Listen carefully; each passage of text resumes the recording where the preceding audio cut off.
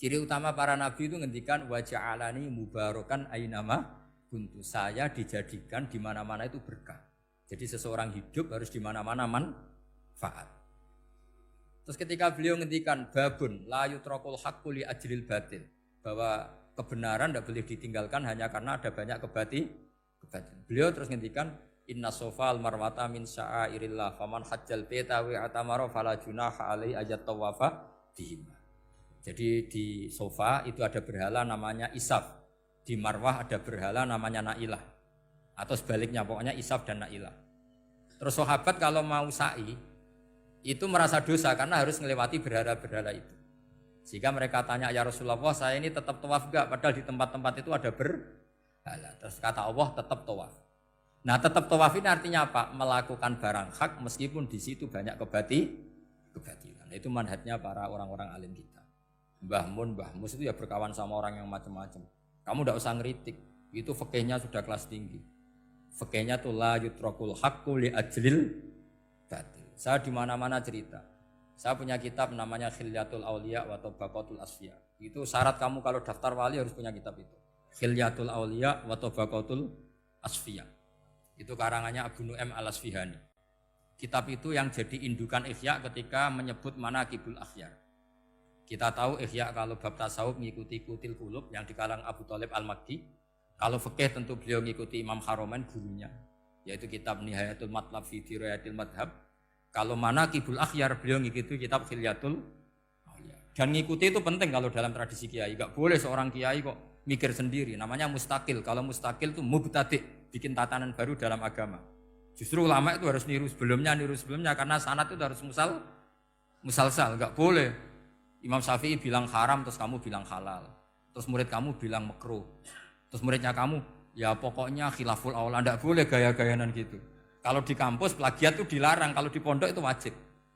Makanya banyak kalau tes itu ngerpek, karena belajar itu tanpa batas katanya. Lo kok ngerpek? Mboten ya, jari belajar kapan saja. Jadi mboten ngerpek, mutolaah pas tes. Kacau tuh santri itu. Mutolaah tapi pas apa? Tes. Itu dalam kitab Khilyatul Auliya diterangkan. Uniknya rawinya itu siapa? Sufyan bin Uyainah, orang yang sangat khusyuk. Gurunya Imam Syafi'i.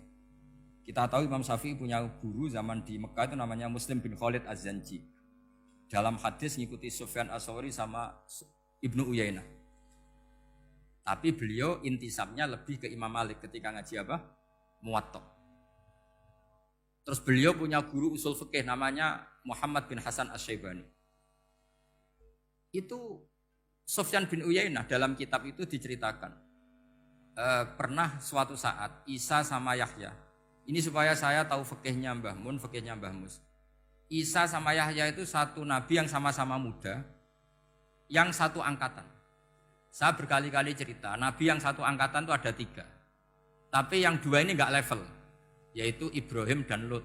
Tapi enggak level karena Lut itu adalah pernah keponakan siapa? Ibrahim. Musa dan Harun, tapi Harun itu enggak levelnya Musa karena dia jadi nabi berdasar proposal Nabi Musa. Jadi Nabi Musa itu alsak, agak pelak. Sehingga beliau kalau menjelaskan kesulitan, terus pakai jubir. Makanya kemarin-kemarin itu ada wali yang kalau ngomong pakai apa? Jubir. Akhirnya Nabi Musa ngendikan apa? Waj'alli waziran min ahli Haruna akhi usdud bihi azri wa asyrikhu fi amri. Ya Allah, saya ini lisannya agak pati fasih. Tolong Harun sing huwa afsahu minni lisanan. Yang lisannya lebih fasih tolong jadikan nabi. Sama Allah dituruti, Harun jadi apa? Nabi. Tapi yang dapat wahyu Musa, jadi dia hanya jubir. Makanya seangkatan tapi tidak level. Yang seangkatan level itu hanya Yahya dan Isa. Nabi Isa kita tahu berstatus wa yukallimun nasa fil mahdi wa kahla. Jadi mulai kecil sudah pinter. Nabi Yahya ya enggak kalah keren. Ya Yahya khudil kitab bi quwwah wa atainal hukma sabiyah. Ketika kecil sudah pinter. Jadi ini rivalitas dalam ilmu. Makanya khilaf itu penting. Jangan gontok-gontokan, berarti ratau ngaji. Khilaf itu penting. Nabi Yahya itu kalau jalan-jalan sampai Nabi Isa, itu yang Nabi Yahya mesti tanya, Aina khiyarun nas, rumahnya orang baik mana? Saya mau nginep di situ. Mesti tanya gitu kalau di satu perkampungan yang beliau-beliau sedang jalan-jalan. Tapi kalau Nabi Isa tanyanya aneh, Aina syirarun nas, wong sing elek-elek manggone nang ndi? Akhirnya ini kan terjadi debat, tapi karena sama nabinya ya tidak debat kusir terus kubu-kubunan kosong berapa sama kosong berapa, enggak, ini sama ya sama-sama kosong-kosong, sama-sama orang ikhlas itu kosong-kosong.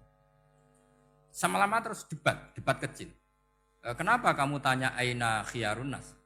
Mana orang-orang baik? Jawabnya Nabi Yahya, ya kumpul orang baik itu enak, nyaman, teduh, enak lah. Nah kamu kenapa kok tanya mau nginep di aina sirarun nas? Ana nabiyun, ana tobibun, udawil mardo. Saya ini dokter, nabi itu dokter. Di mana-mana dokter menyembuhkan yang sakit. Kalau Anda peneliti penyakit, cari daerah yang banyak endemik penyakit apa yang daerah sehat? Daerah yang kena endemik penyakit. Tapi problemnya Anda sendiri berpenyakit dan kalau ke situ tambah nemen. Ya sama, kalau kamu kira-kira tidak kuat ya jangan kumpul orang yang seperti itu. Kamu tidak kuat kan, malah katut. Tapi fikih-fikih kiai-kiai kita, guru-guru kita, berteman orang macam-macam tenang saja.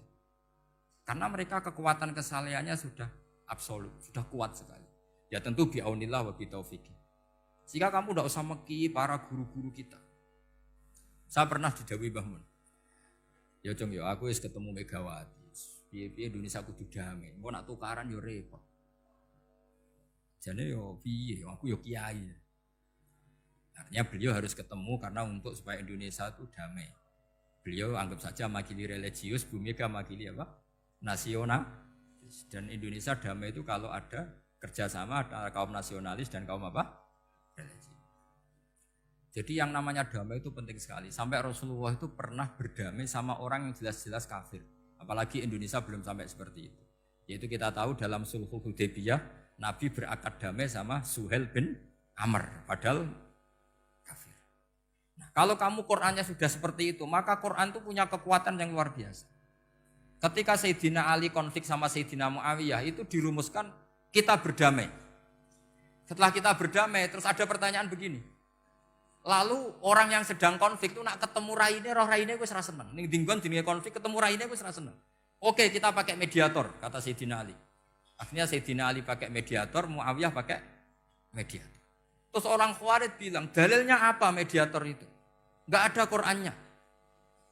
Itu orang Khawarij. Sama enggak usah tanya, kalau orang sekarang yang apa Gus? Wah itu mari fitnah, itu provokator berarti tanya gitu. Singkat cerita terus Sayyidina Ali itu agak marah. Karena beliau terbentuk oleh Quran. Itu spontan Sayyidina Ali baca ayat wa in khiftum shiqaqa bainihima fab'atsu hakaman min ahli wa hakaman min ahliya. Jika suami istri menghadapi konflik, di mana-mana konflik roh raine kan gak seneng. Maka yang keluarga lelaki kirim mediator, yang keluarga perempuan kirim. Terus dari Sayyidina Ali, wa ummatu Muhammad a'dhamu min amri rajulin wa imra'atin.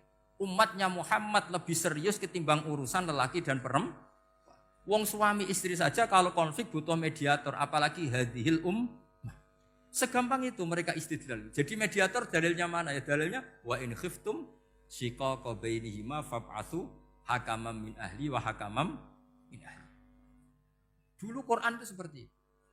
Nah sekarang problemnya Quran itu tidak dikaji seperti itu sehingga fasihul ibarat atau fasihul akli atau balaghatut ta'aqqul itu enggak ada. Makanya saya ini pengagum kitab Ibnu Hajar al-Asqalani yang nyari Bukhari. Kata Ibnu Hajar al-Asqalani termasuk mukjizatnya Quran adalah al-iltizat al-aqli. Akal itu menjadi nyaman. Itu uniknya yang dicontohkan seperti ngaji saya malam ini. Misalnya Allah ngendikan am khuliqu min ghairi syai'in. Yang namanya maujudat tentu diciptakan sesuatu yang maujud. Karena akal akan tersiksa ketika dicekoki gini. Hadhil maujudat khalaqahal adam. Tersiksa enggak akal kamu sebagai orang waras dicekoki pikiran hadhil maujudat khalaqahal adam. Ini maujudat disebabkan oleh ketiadaan. Mesti kowe ra iso turu. Barang rono kok iso gawe iku piye? Nah ini yang dimaksud dalam ilmu tasawuf ala bi dzikrillah tatmainnul qulub. Jadi cara tenangnya hati itu macam-macam. Nak wong toreko ya wong kon wiridan. Nak koyo kula rada ahli akal, wis meneng. Alhamdulillah di pangeran sing wujud. Berarti hadil maujudat khalaqahal maujud. Berhubung maujud ini pencipta berstatus super. Super itu dalam agama disebut wajibul wujud atau musabbibul asbab atau kausa primamboh lah sauni-uni. Sing penting itu ora hadil maujudat khalaqahal adam. Makanya kata beliau Nabi itu bukan sekedar jamal suratan, ganteng secara perawakan, secara fisik enggak. Tapi juga Nabi punya jamalul akal. Akalnya itu nyaman. Yaitu kita disuruh iman dengan sesuatu yang memang kita nyaman. Seperti kita disuruh iman bahwa alam ini diciptakan oleh Allah, oleh al-mawjud yang super. Kan terus nyaman. Coba kalau kamu diajarin Islam, alam ini yakini yang menciptakan adalah ketiadaan. Oh, kamu kuliah sampai profesor, sampai dokter pusing. Ini ajaran apa? Sesuatu yang tidak ada menyebabkan sesuatu yang ada. Itu namanya termasuk ajaran ini indah karena ada al-iltizat al-akli. Kenyamanan apa? Berpikir. Karena terusnya.